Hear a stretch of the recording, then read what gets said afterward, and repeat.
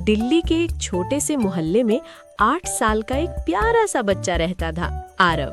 आरव बहुत ही जिज्ञासु, हंसमुख और मददगार था। उसे नई नई चीजें बनाना और आसमान में उड़ती पतंगों को देखना बहुत पसंद था। हर शाम वो छत पर जाकर रंग बिरंगी पतंगों को निहारता और मुस्कुराता रहता। आरव का सबसे अच्छा दोस्त था एक छोटा सा सफेद पिल्ला, मोती। मोती की गोल गोल आंखें थीं, मुलायम फर था और उसकी पूंछ हमेशा खुशी से हिलती रहती थी। जहां भी आरव जाता, मोती उसके पीछे पीछे दौड़ता।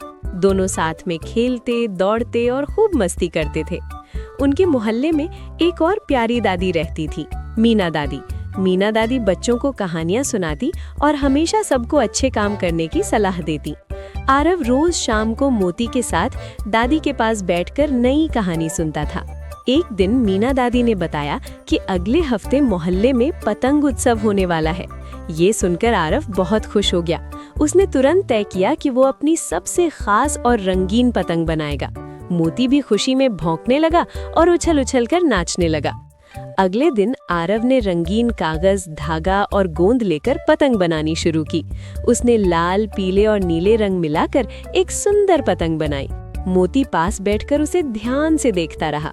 जब पतंग बनकर तैयार हुई तो आरव ने खुशी से कहा, वाह, अब ये सबसे ऊंची उड़ान भरेगी। मोती ने भी खुशी से अपनी पूंछ हिलाई। लेकिन तभी एक हल्की हवा आई और आरव की नई पतंग छत से उड़कर पास के पेड़ पर फंस गई। आरव उदास हो गया। उसकी आंखों में आंसू आ गए। उसने धीरे से कहा, अब मैं उत्सव में कैसे भाग लूंगा? मोती भी चुपचाप उसके पास बैठ गया। तभी मीना दादी वहां आई। उन्होंने मुस्कुराकर कहा, बेटा, हर समस्या का हल होता है, बस हिम्मत और दोस्ती चाहिए। ये सुनकर आरव ने आंसू पूछे और सोचने लगा कि अब क्या किया जाए।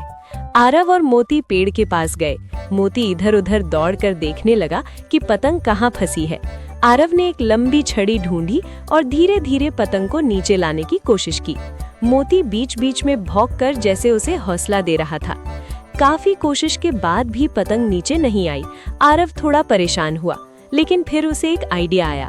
उसने घर जाकर एक छोटी सी रस्सी लाई और छड़ी के साथ बांध दी। अब छड़ी और लंबी हो गई।